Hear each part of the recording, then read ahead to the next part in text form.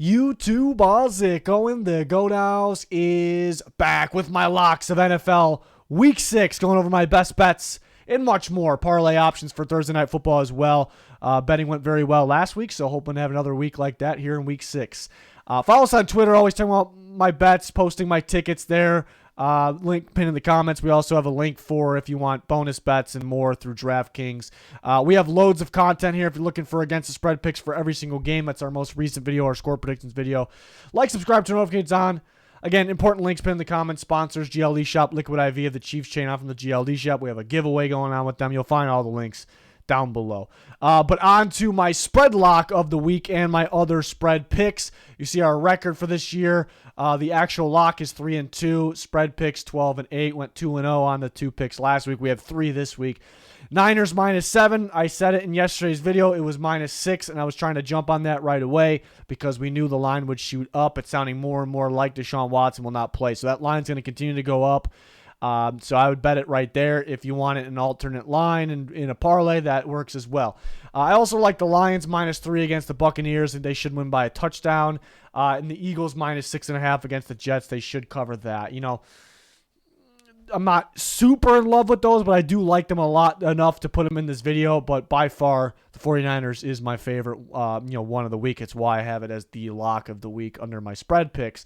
On to something we started last week, alternate spreads, which I've been throwing in parlays. They worked out last week. I had the Dolphins in one and the Lions in one together last week. I think it's the way to go if you're doing parlays, obviously.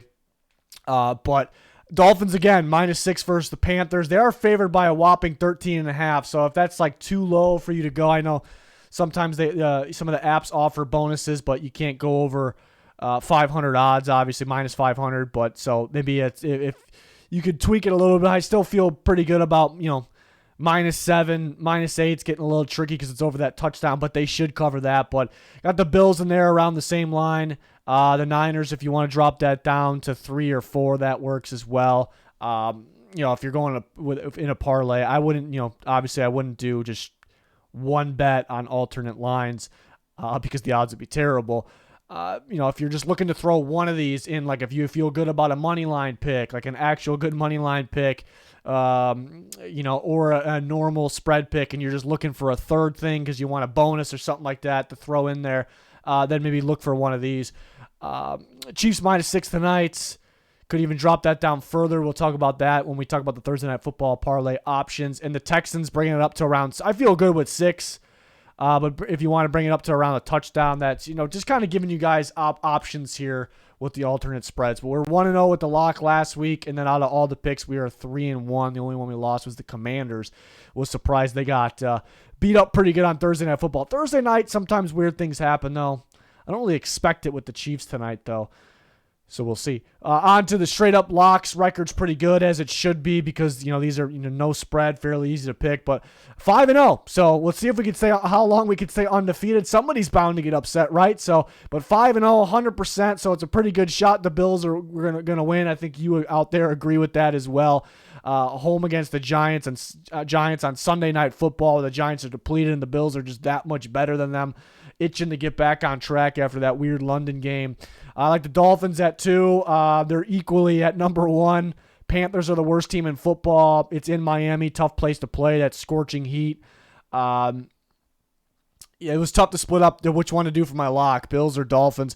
I went with the Bills. The Giants are just completely depleted with injuries. The Panthers maybe starting to get some offense going. The Dolphins don't have the best defense. I still think the Dolphins win big. I even have them covering that 13.5 spread, but that was kind of the one thing that's kind of split them up. I trust the Panthers offense actually a little bit more than the Giants with their opponents. We'll put the Chiefs at 3, 49ers at 4. You could flip those. Again, I don't expect Deshaun Watson to play. The Chiefs should handle business at home. They're kind of itching to get the offense going a little bit more. We haven't really seen them in their full Chiefs offense, except for maybe the Bears game. Then we'll put the Eagles at 5. Jets could be sneaky, but the matchup completely favors the Eagles in that game. The defensive line is going to be a problem for the Jets, and they'll score enough points on offense. So those are the straight-up locks. Been doing pretty good on those.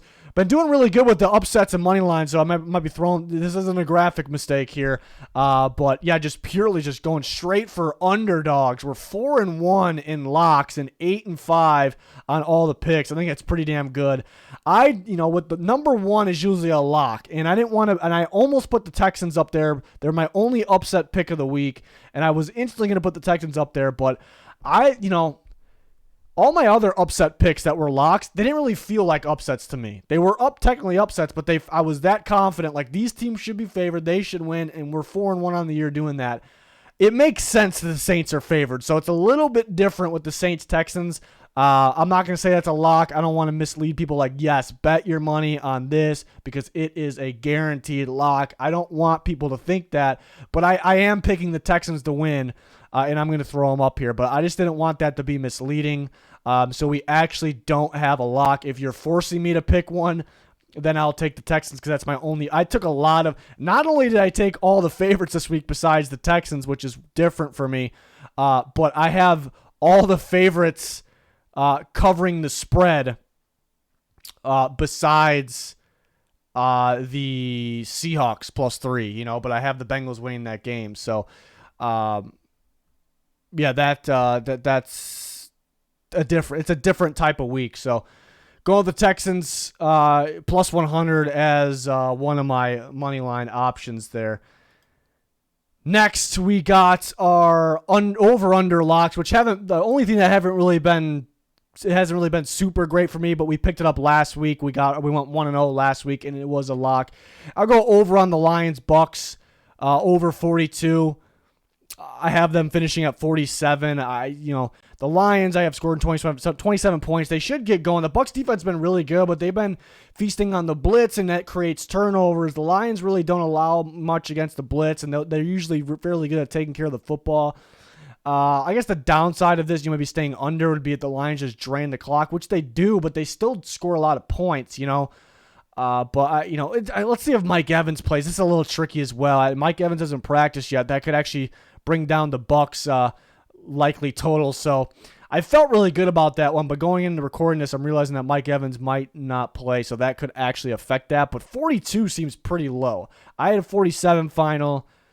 So 47-42 is a pretty decent difference there. In San Francisco, Cleveland, it's very, very, very low at 37.5. But with Deshaun Watson expected not to play, if Watson plays, I wouldn't touch this, obviously. But if he's not going to play, the Browns might get shut out. In the max they score, the very max is probably 13. I have them at 10, but that feels like a max line for me. And the Browns have a very solid defense, but the 49ers are great on offense. But I don't think they're going to score an insane amount of points, 23, 24, around there. They're going to want to. They're in Cleveland. They're not going to want to mess around against a tough defense. They're going to want to run the clock, get out of there with the win because it should be simple with Deshaun Watson out. So they're not going to be pass, saving time. So that should go under. Maybe we can flip those if Mike Evans is out. But the over/under has been a little tricky this year. Once it's starting to get cold out in some of the East Coast places. Once it actually gets really like that first week or two where it's like really cold, which is kind of coming up, not too far away. I like to hammer the unders, in those specific games, those areas there of the country. So my parlay, you can create a parlay out of my best bets. We had a pretty good time last week doing these. We're always posting them on Twitter, and I have some, bonus bets. You can get your deposit matched, your first deposit. There's a link pinned in the comments for that. So it's through DraftKings. But I like San Francisco against the spread. If since you're parlaying it, you want to drop that down to an alternate line, bring it down to 6, bring it down to 4, 3 even, do it. I kind of just give you options, make you make your own choice here. But ours were hitting last week though. But I really like including the alternate lines in the parlay. So the Dolphins and the Bills -6. Yeah, so that's why I like DraftKings a lot, and some of the other apps do it too. But they offer like a 50% boost or 25% boost if you do a parlay. But -500 is kind of the lowest you can go in terms of the odds. So it might be a little tricky, right around that range with the Dolphins Bills. So you can play around with that. But I do like them, around -6 or -7. They should win by more than a touchdown. So I'd be okay with going with the -7 as well. Honestly, they both should cover 10. They both might cover their humongous spreads. Eagles money line, if you're looking for something extra to throw in there that is pretty close to a lock or pretty much a lock. Maybe that's another option. KC alternate line tonight. We'll talk more about that. Depending on the odds, we can even drop that down more. We have some Thursday night parlay options to talk about. Lions -3 would be next, and Houston alternate spread around 6 or 7. So there are some options. Going into this, I'd like for you guys to kind of like come up with your own, and if like we're in agreement or I convince you with some of these alternate spreads, then go ahead and do those. So those are some of my best options for this week. I've done pretty well on those. And then I got multiple options for Thursday Night Football, and I wait to the last second. Sometimes it bites me in the ass, really, with the odd changes, but I just love kind of waiting and just kind of checking out the different changes. But so we'll keep you up to date on Twitter. I always post my tickets on there, my thoughts and different options. But links put in the comments for that. And if you want that DraftKings bonus bet, and they have the boosts as well. So I'm enjoying using them. But 3 different options at the top, and then I have more just single options. But this is kind of what I've been, tinkering with right now. Pacheco 60+ rushing yards. That's the thing too. I'm trying to look for options I can use my booster on, which again they don't allow you to do if the odds are minus 500 or below, then they don't allow you to do that. So I would love to do Pacheco 50+. I'm blocking it right now, but we hit one on Monday night. It was Christian Watson had to get 40+. It was a very simple one. Jacoby Myers 40+. It doesn't sound that simple because those guys, you don't know what you're going to get, but it felt good. It felt easy. So I want to have those low numbers, but tough with the odds. But the first option, Pacheco 60+ rushing yards, Kelsey 50+ receiving yards, and then the Chiefs, you can bring that alternate pretty far down. I'm just trying to get over doubling my money, with these odds. So with that 50% Thursday Night Football boost, plus 130 it ends up being. So, Thursday night they always offer that on DraftKings, Monday night as well. So I love using those, but has to be over a certain odd limit. So Pacheco, Kelsey, and then throw in the Chiefs -2.5 there. I think they're going to easily cover that. And then another one, 2 more options that are both just 2 legs. Pacheco anytime touchdown, which he is killing it in red zone carries, and he's killing it, getting in the end zone recently. The Broncos really struggle against the run, plus that Pacheco 60+ rushing. So we already had that in the top one. And that's even more odds for just 2 things. Like, you'd think Kelsey should easily get over 50. Like, he always gets over 50. He is coming off that injury. He was a little, maybe not 100% during the week. He looked good when he came back in the Minnesota game, though. But maybe, they might get up so big if they're just running the ball, but they normally just don't only run the ball. But the Broncos are so bad against the run, so that's where it's tough. Like, usually you feel more comfortable with Kelsey things over Pacheco things. But Pacheco's been running so well, Kelsey a little beat up. Broncos run defense, the Chiefs might have a big lead. They might run the ball more.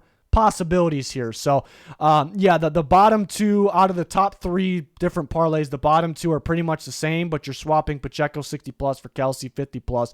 The Kelsey one is even more odds with the booster, 159. So that looks pretty good. And only 2 things got to happen. You think you're more than doubling your money. So those look like they're pretty good, I would love to do a Pacheco 50+ in there. So if you don't have like a odds boost and you're just trying to win, Pacheco 50+ I feel great about. It's not terrible odds either. Then some more options. I think Pacheco should catch more than 1.5 receptions. I think he should catch the ball 2 or 3 times. McKinnon's is at 2.5, but I like the McKinnon yardage rather because he can get 13.5 on 1 catch. He probably needs 2 catches to be safe. So you'd have to get 2 and his over-under on the receptions is 2.5. So they think it's going to be, he's either going to get 2 or 3 catches, Vegas. And I think you can get the 13.5 with 2 easily. So that's a pretty good one as well. It is scary, though, because he's off the field. Oh, he's finally on the field, and he's off the field for a while. So it's a little scary, but again, he can get that 1 or 2 catches. Russ, I'm thinking that they're going to have to throw a lot to win this game. They know that as well. And they might be coming from behind, so he should get. It's a little scary because sometimes Russ is, not too great anymore, and it's a lot of dink and dunking. But he should get over 200. And I have a bonus college football, West Virginia and Houston. The over/under is actually at 50, and I do like the under on that game. It should be under. It should finish around like 47, 46. But I feel great if few. And it actually started at 49, and it made its way up to 49.5 to 50. It's at 50 right now. So it's moving up, surprisingly, but I would feel great at 51.5. I think that's where I would feel like it's pretty much a lock. That it stays under that. I think the maximum total that I came up with, where if you're not getting away with, you're not getting carried away with crazy odds, is 51, like an actual total. So 51.5 feels pretty good. So a little bonus college football one. That game is tonight as well. West Virginia, they've been a defensive team, like a pretty good defensive team too, but they haven't been scoring a whole lot of points. And Houston doesn't have that crazy productive offense like they were used to, So weird things happen in college football on Thursday, Friday, though, but that one should stay under. The games I thought that would stay under yesterday did. So that, I don't know if that means anything, but always end up, giving my final thoughts and posting my tickets if I do place a bet, which lately I've been going a little crazy with them, but I do that on Twitter. It's on your screen. There's also links pinned in the comments. So having a lot of fun with this stuff. So let me know your guys' thoughts, what you agree with, what you don't disagree with, any bets that you're taking. I love seeing those interactions on Twitter especially, but in the comments as well. Check, if you're new to our channel, check out our other videos. You will not be disappointed. We have full coverage here at the Goat House, in season, off season. We got you. So join us. But that is going to do it for this one. Thanks for watching. Goodbye.